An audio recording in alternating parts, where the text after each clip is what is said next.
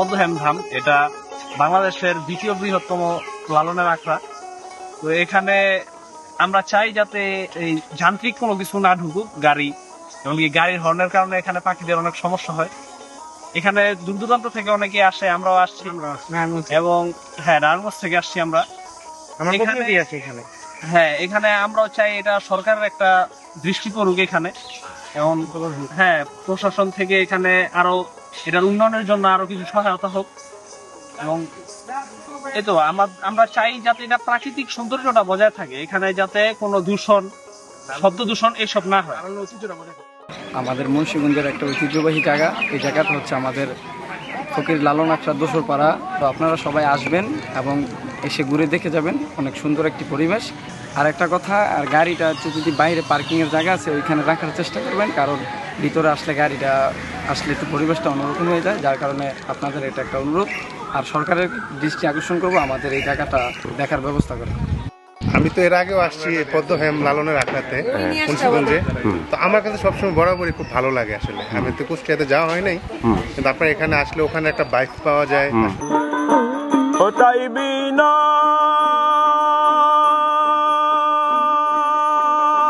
করে বলছে লালন, জ্ঞানঞ্জন দাও নয়নে, জ্ঞানঞ্জন দাও নয়নে।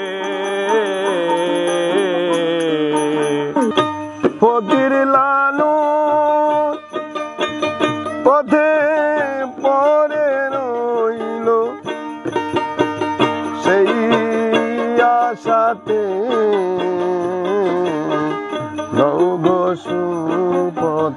এই যে এত সুন্দর একটা নাম পদ্মহেম ধাম, এই পদ্মহেমকে নেওয়া হয়েছে এই লালন সাইজির এই একটি কথার মধ্য থেকে। এমন একটি জায়গায় নিজেকে নিয়োজিত রাখা যায়, যেটা এই অঞ্চলের এই অঞ্চলকে যে গর্বিত করেছে। আন্তর্জাতিকভাবে যার অবস্থান হয়েছে, সে এই অঞ্চলের একজন আদর্শবান সন্তান কবির হোসেন। সে এটা করাতেই আসলে দেখা যাচ্ছে যে পৃথিবীর বহু দেশ থেকে লালন গবেষক এবং সাধুগুরু, বাউল শিল্পী, বাংলাদেশ, মিশর, জাপান, ইন্ডিয়া, শত শত এরকম শত শত হতে হতে হাজারও ছাড়িয়ে গেছে এই সকল মানুষের পদধূলি এই পদ্মহেম ধামে বিচরণ ঘটেছে। 17 বছর যাবতে আমি কবির হোসেনের পাশে আমি আছি, কোনোভাবে না কোনোভাবে আমি আছি। আমার দেখা, আমি দিনের পর দিন, রাতের পর রাত যেহেতু একসঙ্গে ছিলাম, আমি দেখেছি রাত দিন 24টা ঘন্টা জ্ঞান জ্ঞান মনন যা যা আছে এই বটতলা লাগছে দিকে। এখানকার স্মৃতিকে কিভাবে ধরে রাখা যায়, কিভাবে লালন স্মৃতিকে ধরে রাখা যায়, এইসবকে কেন্দ্র করে চিন্তাধারা চেতনা সবসময় ছিল। কিন্তু এখানে সরকার একটু নজর দিলে যেন এগুলা যা আছে এগুলো যেন আরেকটু ভালোভাবে মেনটেনেন্স করা হয়। সুন্দর, অনেক অনেক সুন্দর, অবশ্যই চাই আরো সুন্দর হোক। যেখানে কাজ করতে গুলো বাকি আছে আরো সুন্দর হোক। এটা মুন্সিগঞ্জের লালনের আখড়া, এটা ঐতিহ্য লেগা, সৌন্দর্য লেগা কুষ্টিয়া পরের থেকে এই জায়গায় আইছে। অনেকগুলা গাছপালা আছে, ভালো হাওয়া আছে, আইলে মানুষের ঘোরাঘুরি করতে পারে, চললে আরাম। দিনের দিন এটার পরিবেশ নষ্ট হইতেছে, এটা ভবিষ্যতে সামনের দিকে আর এটা নষ্ট না হয়, হ্যাঁ রক্ষার জন্য সরকার আগে আসার দরকার। ভিতরে এসে যে এত সুন্দর একটা পরিবেশ বা এত সুন্দর একটা জায়গা, এই লালনের যে আপনার এই সিস্টেমটা, এটা আমরা তো কুষ্টিয়া লালন সম্বন্ধে জানি বেশ ভালোভাবে। এখানে যে লালনের মতোই যে একটা সুন্দর পরিবেশ, চমৎকার, এটা আবেগী মন হয়ে গেছে একেবারে, দেখে খুব ভালো লাগছে। পাশে আবার নদীর একটা শাখা আছে। লালনের যে যেখানে আসলাম, ওই জায়গাটা এত সুন্দর পরিবেশ, আমার মনে হয় বলার বাইরে যেটা আমি চিন্তাই করি না এই জায়গায় আইসে এরকম একটা সুন্দর জামা মনে হয় যেন আমি মানে অনেক জায়গায় দাঁড়ানোর পরে মনে হয় মনে হয় যে পুরানো কীর্তিগুলো আছে না, মানে ওইরকম একটা সেউরিয়ার আদলে তৈরি করা, অনেক যুগ যুগ ধরে এটা পরে রয়েছে। এই জিনিসগুলো তো শিখাইতে হবে, জানাইতে হবে। আপনি এত সুন্দর একটা জিনিস তৈরি করছেন যে মানে কেউ উদ্যোগ নেয় না, আপনি উদ্যোগ নিচ্ছেন আপনি এবং এইটারে রক্ষা করার জন্য যে আমাদের সরকারের দায়িত্ব, 20 তলা ভবন করতে পারবেন, 100 তলা করা যাবে, কিন্তু এই জিনিসগুলো এই প্রজেক্টটা করা যাবে না।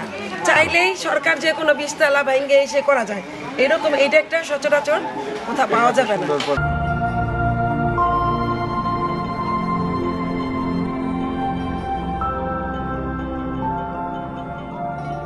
একদম চুপচাপ বসে এখানে প্রচুর পাখি আছে, পাখিরা গান ছিল লালন যখন গান শুরু হয়, মানে অধিবাসের আগমনী যখন শুরু হয়, হ্যাঁ ওরাও মুগ্ধ হয়। তো এখন হয়েছে কি, এখন পরিবেশ মানে শব্দ দূষণ, আমরা তো আসলে এই শব্দ দূষণ সম্পর্কে খুব কম জানি থাকি। তো সাইজির জায়গাটা এখন শব্দ দূষণ যে কিভাবে কমানো যায় ওইটা আমরা একটু চিন্তা করবো। এখানে হচ্ছে পার্কিং এর জায়গা রাখছি, এখানে পার্কিং থাকবে, হ্যাঁ এইভাবে পার্কিং। এই রূপটা যখন গান গাচ্ছে সাধুরা, মনে হচ্ছে একটা স্বর্গের ভিতরে সাধুরা গান গাচ্ছে এই আকসাতে, আমাদের আকসাতে ওই সাধু সংঘটার প্রথম সাধু সংঘটা এত ভাল লাগলো।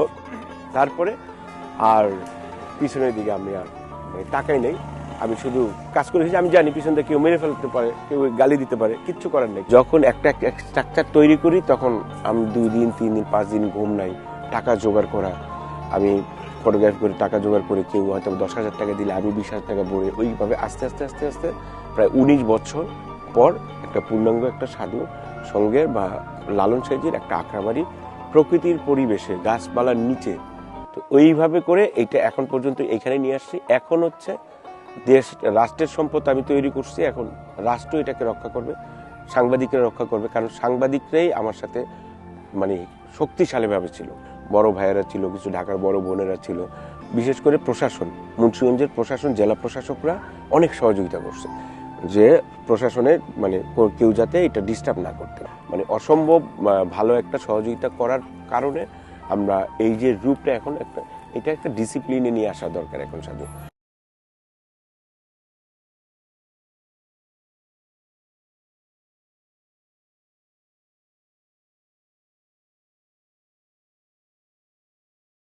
পদ্মহীন ধাম কর্তৃক আয়োজিত সাধু সংঘটা খুবই সুন্দরভাবে 27 এবং 28 2 তারিখ মিলি আমরা পূর্ণ সেবা গ্রহণের পর সুস্থভাবে বিদায় পেলাম। কবিরের প্রতি কৃপা করুক এবং খিরাতে উত্তর সম্মুখে দেওয়া আগে যেতে পারে, এই জন্য সকলের শুভাশিস কামনা করি। সিরাজি খান দোষপাড়া খুব সুন্দর একটা জায়গা। এখানে পদ্মহীন ধাম যেটা আছে, এখানে যে গাছগুলো আছে, এইভাবে যদি অনবরত গাড়ি ঢুকতে থাকে তাহলে গাছগুলার ক্ষতি হবে, গাছগুলা মারা যাবে। তো আমরা এটাই করি যাতে আমরা ভিতরে গাড়িগুলো না ঢুকাই।